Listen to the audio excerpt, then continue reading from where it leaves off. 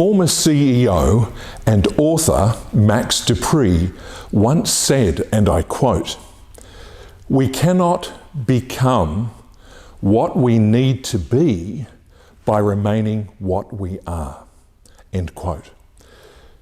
Today we get to meet a man who started with nothing except a desire to make a difference. He was able to take the complexities of income tax, previously available only to the big end of town, and make it accessible, understandable, and affordable for every home in Australia.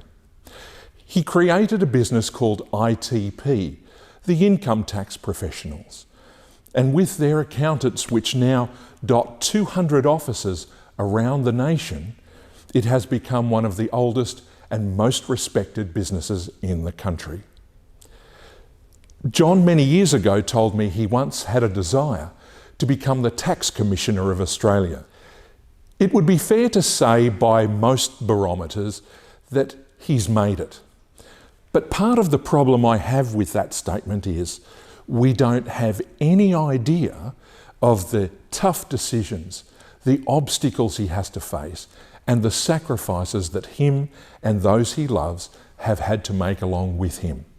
But I'm excited today to get to meet and discuss some of these issues with a great man. This is John Bailey. Hi, John. Thank you for having us here. Pleasure. Where do we start? You've had an incredible life and it's still going.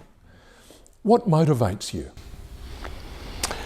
I think when I was living in New York City as a young 19-year-old missionary for the LDS Church, Latter-day Saints, there I saw during that time an organisation establish itself such as H&R Block with tax returns from $5. And as I was previously an employee and assessor in the Australian Tax Office, I thought that's insignificant progress for the man in the street. And I thought that could occur here in Australia. So that's what started me and motivated me to then, after I returned, finish my accounting course and with the tax office, and finally leave them at the tender age of 27 to open ITP, this year being our 50th year of operation. That's a huge milestone. It is. So I can only imagine there were tough decisions along the way, obstacles you had to face. Are there any that would jump out at your mind that you'd care to share with us? Well, establishing it firstly when I was young at 27, we encountered a lot of kickback from the tax office, the tax agents board at the time, and all the accounting bodies, because we began advertising, and that was a no-no in those days, advertising a professional service. So we had all kinds of efforts to try and close us down. Wow. And it took a lot of meetings with the tax office at the time to allow us to continue to function. But we finally met all those obstacles and just kept batting them through, and we were able to establish. We were the second organisation to franchise behind McDonald's that had started 1 year before us in 1970. And through franchising, we've gone to every state in Australia and out in the remote areas of mining towns in Western Australia or Western Tasmania or Northern Queensland. We're everywhere. So not only did you start a business, not only did you face incredible opposition from people who didn't like your methods of advertising and whatever, you then started franchising. Did you have any previous idea of this? Did you have any knowledge of it, or so how did you do it? Well, we got the idea from observing H&R Block in America and how they went about it. And we said, well, why can't we do that out here? There was a lot of negative feeling about franchising, ripping off poor people using their own investment funds and all of that. But it's interesting now that over 70% of all small business are franchised. Interesting. Wow. I had a neighbour, my backdoor neighbour, that was president of the Chartered Accountants Institute. And he said, you know, you've no idea the number of battles I had to fight in the boardroom to try and calm the troops down as to what they wanted to do. And he said, after we'd been operating for 25 years, he said, isn't it interesting? You began advertising and now we allow our members to now advertise. Wow. So it was almost like a David and Goliath struggle initially. Initially, yes. Wow. And particularly when you make a loss the first year, you hope to break even the second year because you've got all the same expenditure that normal accountants have, only you pay more for ground floor locations, and you hope to turn a profit in the third year. And building in those first 8 years, I was living on negative income. My wife, we had to live, the only food that we had on the table was her teaching ballet. And that was she walked everywhere and pushed a stroller while we were having children. Wow. And so everyone says, you're blessed now, but my goodness, those first 8 to 10 years were very, very tough on my family, my wife and 6 children, raising them, giving them what they needed. These are those sacrifices that I mentioned earlier. Yeah. Exactly. And so it's wonderful to hear that. And so apart from that, what other challenges did you face? Well, going from state to state was difficult. All different organisations that we had to deal with, franchising, trying to get that approved, constant changes of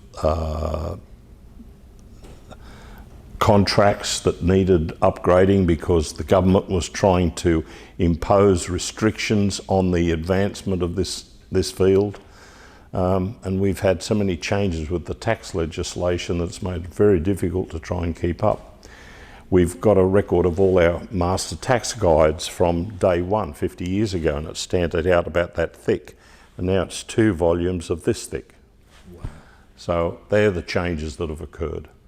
Did you ever have moments in those early days where you thought, am I doing the right thing?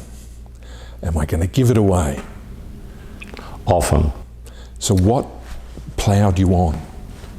I just knew right from the beginning it could be done, and no matter what, I just thought there has to be an answer somewhere.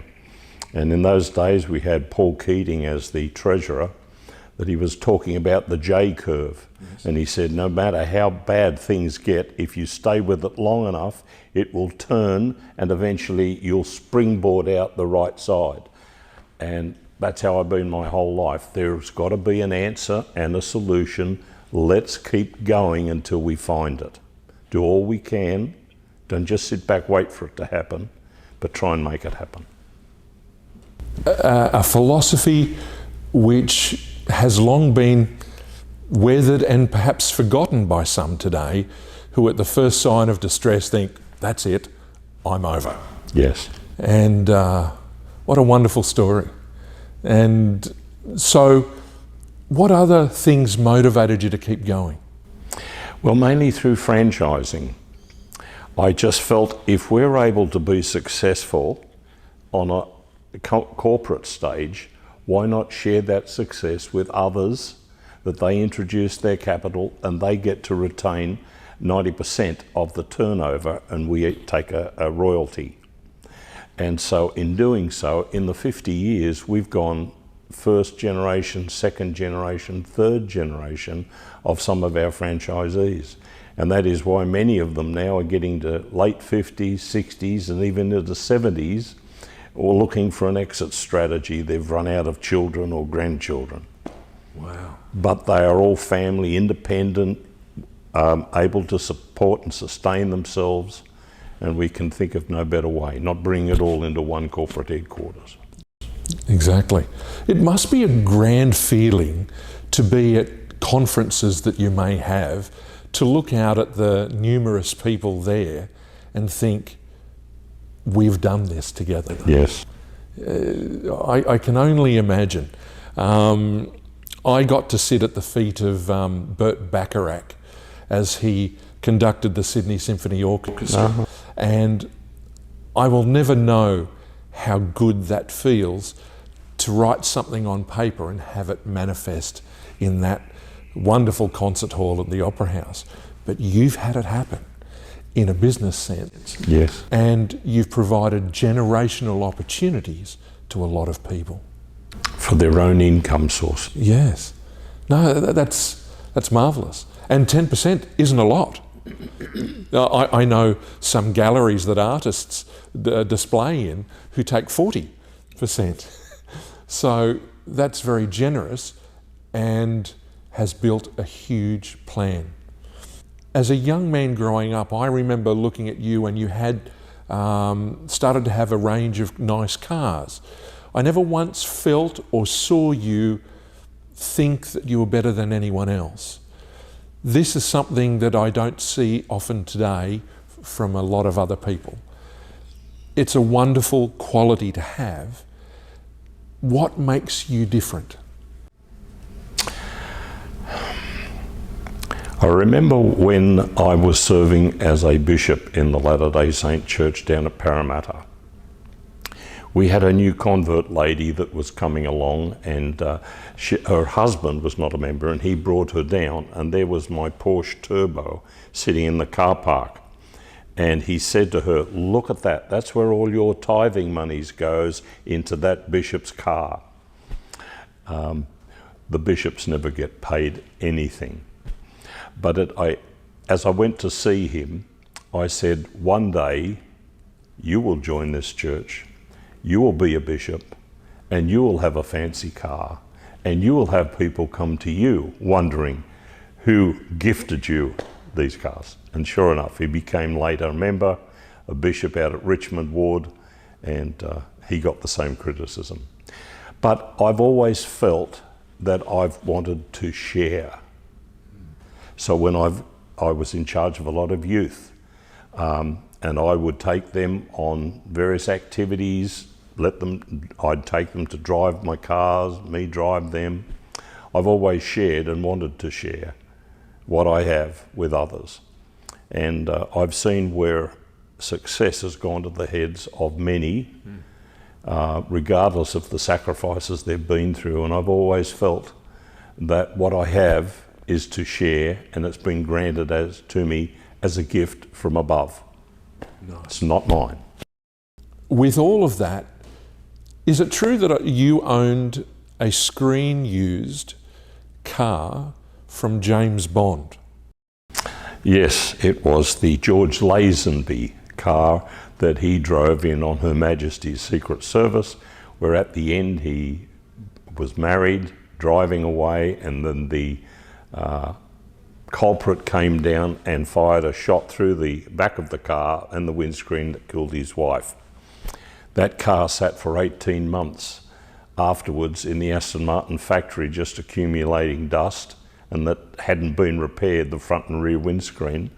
But a car dealer from Sydney went overseas, purchased the car, brought it back here, fixed it, and said, "John, you might be interested in this car." And yes, I did own that car, which I now understand after it left me, because in those days you only had a 2-car garage, maximum 3, so you always had to turn your cars over, and I understand it's in Melbourne at the moment. Wow. It's a great provenance for a vehicle to have, that you were driven by a James Bond character from a film. So you like cars? Yes. And still, every James Bond, in the last couple of months, because of COVID, I've watched all the James Bond movies all over again. Fantastic. My hero. Yeah. And someone was interviewing the man who played M some years ago, and he said, really, James Bond films are advertisements for current products that are available on the market, and what a brilliant way to advertise. Correct. So, when did you fall in love with vehicles? My mother said that even at the age of 3 months, I wouldn't go to bed unless I had a dinky toy in that hand and a dinky toy in that hand. And she said, "You've never changed." Wow. And so what was it like growing up in your family? Well, I was one of 6 children. We're now down to only 2. My sister now lives in Phoenix, Arizona. They've all died tragically. Car accident, 19-year-old brother, 26-year-old sister of serious kidney disease. My mother at 53, kidney disease. In those days, have a Bex powder a day and it lifts your day, and that's what ate her kidneys out. My father at 72, I had a brother that died at 53 also of motor neuron disease. So it's just left with my sister and myself. Wow. So what was your father like? He was a hard worker. He worked 37 years in the tax office, and after I had ITP running for about 3 years, he invited him to leave the tax office and open our Bankstown, Revesby, Padstow offices, which he did, and he worked on them till he passed away. I remember him, and I remember that he had a white BMW. Yes. When you were in New York, you were telling me you recognised H&R Block. Did you have that feeling to want to start a business? Was there anything in your family life that was different to anyone else's? My father and I were very close. In fact, when I worked in the tax office from the age of 17, when I had my leaving certificate, he and I would meet each lunch hour, because we both worked in the same building, which is Channel 7 these days. Yes. We would run through the botanical gardens, run to the domain pool, do some 10-minute exercises, and then swim for about 2 miles in the pool there, and then run back all within our 1 hour. And we would do that rain, hail or shine. And that taught me the value of just continuing on. Rain, hail, we would go. And I remember my father was very important in the LDS, Latter-day Saint Church. He was in the stake presidency, and he would travel between Wollongong and Newcastle out to Penrith every Sunday, and he'd get home late at night, say 11:30, but he'd always on a Monday morning be up at 12:30 a.m, 1 hour sleep, to come out with me for 3.5 years to deliver milk. I was a milkman from the age of 8. 4 mornings a week, 2 shillings a day, and I worked for 10.5 years delivering milk. And in addition, I took on a paper route at the age of 12. So I never had any pocket money from my parents. I was always independent, and that's taught me the value of work, independence, self-reliance, and thrift. Wow. So while other people were out playing games and having fun, you were working, and so you've learnt the value of that. That's right. Wow. That's an incredible story. A milkman. Yes. And your father, after an hour and a half sleep, is out there with you. I remember we had a milk truck, a milk van pulled by horse for up until I was just late 15. And because the milkman I assisted was often drunk, he taught me to drive his car, a Ford Zephyr, from the time I was 13. So here I was, I just turned 16, didn't have a license, and he changed to a 2.5 ton truck. So then I was driving a 2.5 ton truck on my own. So it was interesting to go to the Beverly Hills police station, meet the sergeant there. That's how we did our licenses in those days. It was only 3 or 4 minutes out, and he said, "This is a waste of yours and my time. Can you do 3-point turns?" I said, "Yes." "You've driven for a while?" I said, "Yeah, I drive a 2.5 ton truck." And he said, "Well, come back and I'll just sign you through with your license." Wonderful. A horse-drawn carriage to start. Yes. And oftentimes I'd be going down the street, the milkman would be on that side, I'd take this side, and I would notice he wasn't there. And I'd have to go back because he was drunk and he was laying flat on his back in the garden. I had to pick him up and do his side as well as my side. It was fun and games. Yeah. Little 12, 13, 14-year-old. What's one of the best days of your life?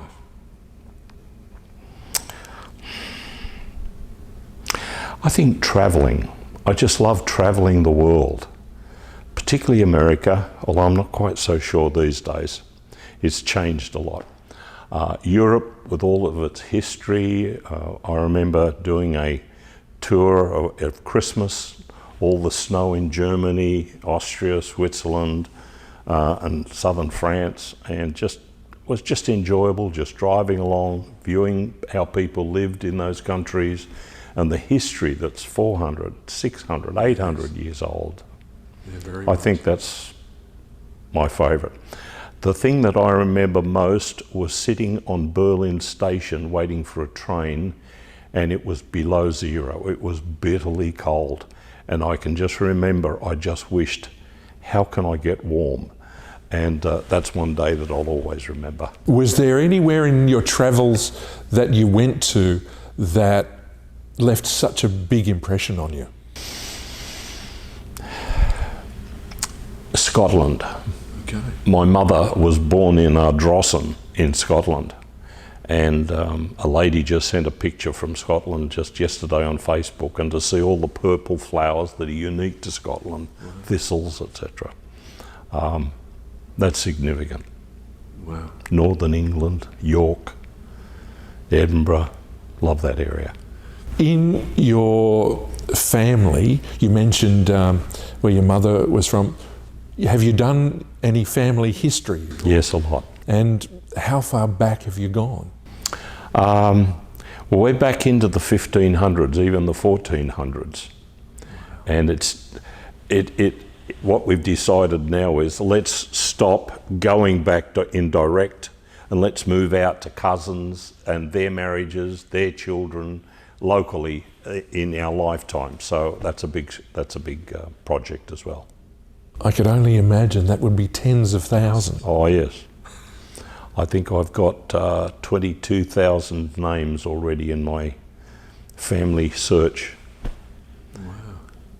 That's chapter. a great thing to have accomplished. Well, I feel that I have a great belief that there is an afterlife. And if we can only be saved on the name of a particular person, I feel that I have to assist them to have the same opportunity. Yeah, lovely. So I feel drawn to them. Has there any place that you've been to that you didn't particularly like? I feel very uncomfortable in countries that are struggling. I won't mention the countries, but where the people are so poor, they've got to do their washing in the street and their toiletry in the streets or the rivers. I just yearn for them to have a better life that we enjoy. And I've lived in one country that was similar to that in a number of places. Yes. And your heart just goes out to them. I went to a provincial hospital once, and there were disfigured children everywhere. It was a children's ward I went to, and there was a picture of Jesus Christ on the wall with his hands outstretched, and I just looked around and thought, wow, you'd be forgiven for thinking, where is he here? But looking at the nurses who were scant at best, doing everything they could, I thought, if he's here, it'll be in them. In them, yes. So what was one of the sad days of your life, the toughest? I think the day that I was driving with my 19-year-old brother down to Melbourne from Sydney. He was working in the tax office at the time, and so was I, and we had our annual leave. And I was driving down in my car. We went to Canberra, then we're going down the Thredbo Road towards Melbourne, and I just thought I should stop and let him take over driving. It was a beautiful sunny day, and then I just laid in my seat, the passenger seat, and went off to sleep. Then I heard this huge downpour that came from nowhere. He went around a corner and I felt him lose it, and the car rolled 3.5 times. I was hanging out, and lucky I had my seatbelt on, that's what held me. But the roof came in and opened my head. My legs went out and the rock was all slate, and that was slicing my ankles and feet. And I don't know, but when we stopped it was half on the road, and I hobbled around to where he was. He had come straight through the window onto the road, and he was killed. There was no blood. I just was amazed.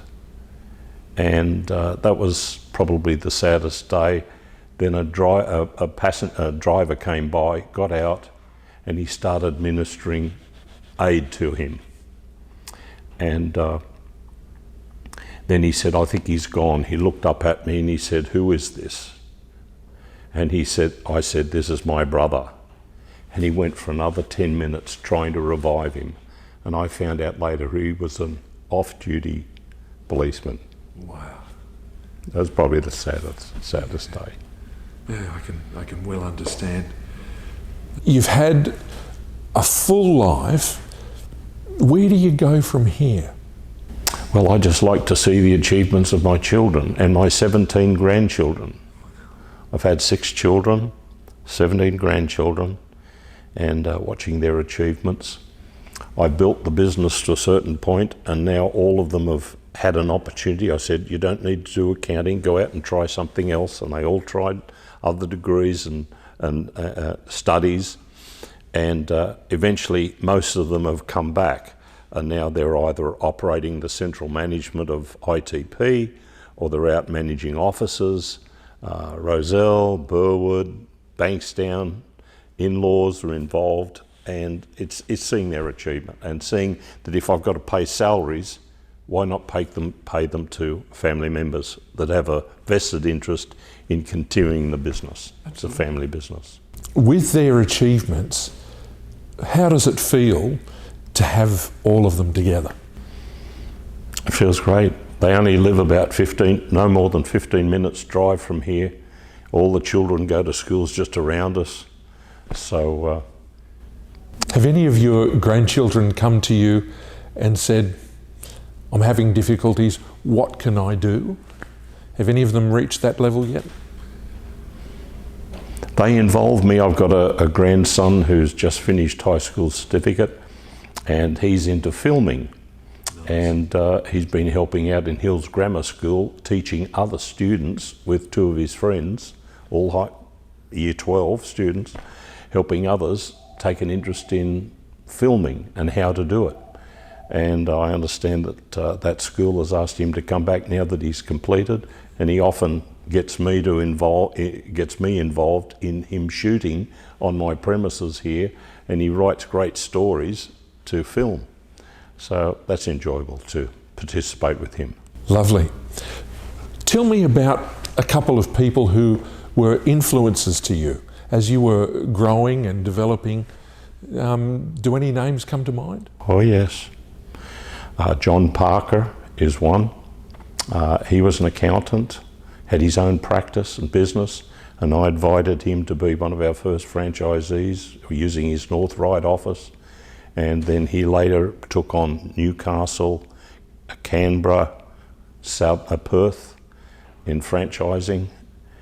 He was like a mentor, not only within ITP, but also he was very important in the Latter-day Saint Church. Okay.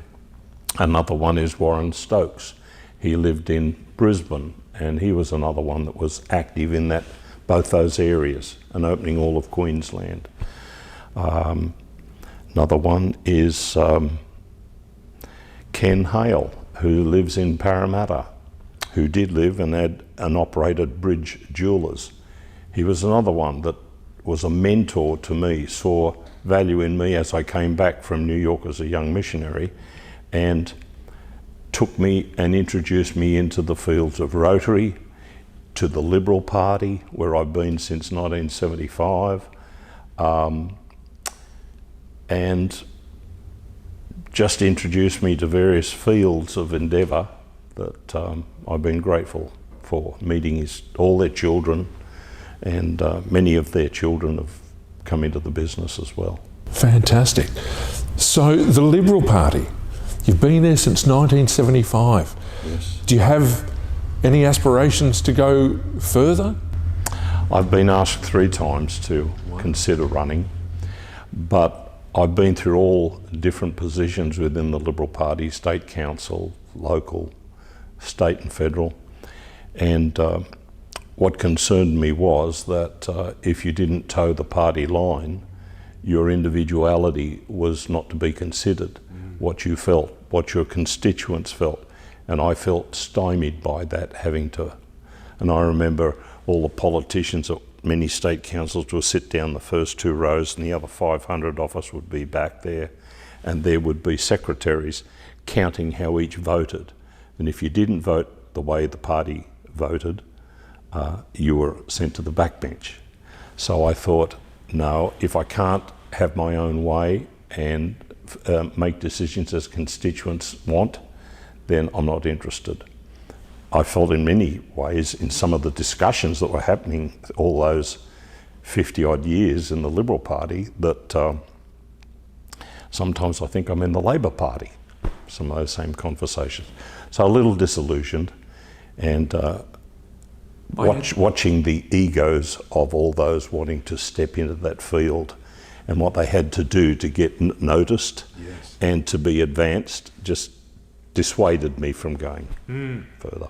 I had the opportunity to sit down in Canberra in the office of the Liberal then opposition leader, Brendan Nelson, at a time when... Good man. A time when the media were making him to be a scapegoat of nastiness, and everything that could be said against him was. And I felt that he was a good man in that brief time I was with him. And I said, can I ask a question? And he said, go ahead. I said, you're different to everything I'm hearing. And I said, why don't we as the country get to know you? He said, because it's not about me. He said, I have people who report to me who look after areas and they put pressure. And as you say, he had to represent them, not himself. And I asked him then, why did you go into politics? And he said, because a politician said, if you want to make a change, you go and make the change. And I'm so grateful for that insight that I had, which you've also shared. Could I just add? Yes. To me, there's been no greater selflessness of a man like Brendan Nelson than what he's done for the war memorial of this country. Totally agree. And I was truly impressed by him as a man. So with politics, have you had any opposition from people who were from Labor who would say things against you or whatever? How do you overcome the criticisms? I guess one of my greatest critics has been Glenn A. Baker. You know him well, and we'd always have banter backwards and forwards. And I just said, my television set, I don't allow it to go around to the ABC.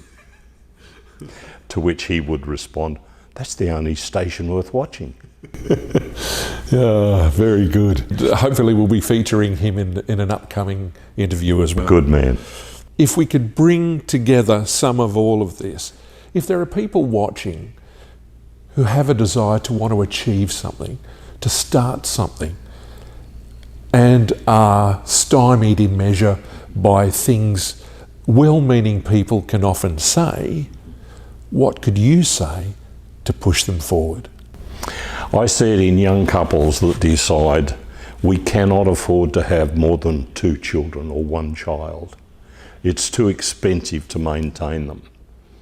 I say, have the children first, exercise faith that things will work out, and as Davy Crockett used to say, be sure you're right, then just go ahead, straight line it, no deviation, and you will find that you'll make these things. So if you've got a vision, a hope, an aspiration, stay with it. It won't be instant. You've just got to stay with it until you make it happen. Or as Keating said, that J-curve, you come out and you fly back in achievement. Next week I turn 77.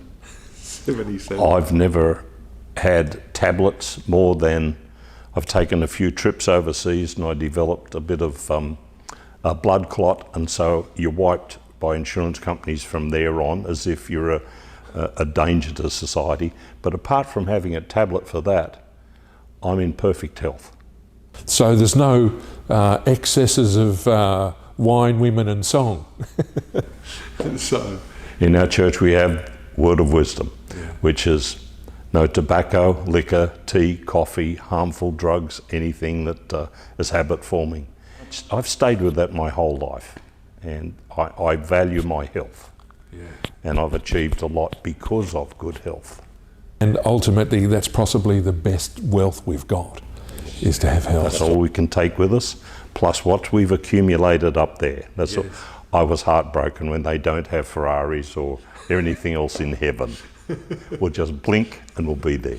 And let's just touch finally on your education. What are your thoughts on education? I know you have a degree from Macquarie. Yes. And so what are your thoughts on education?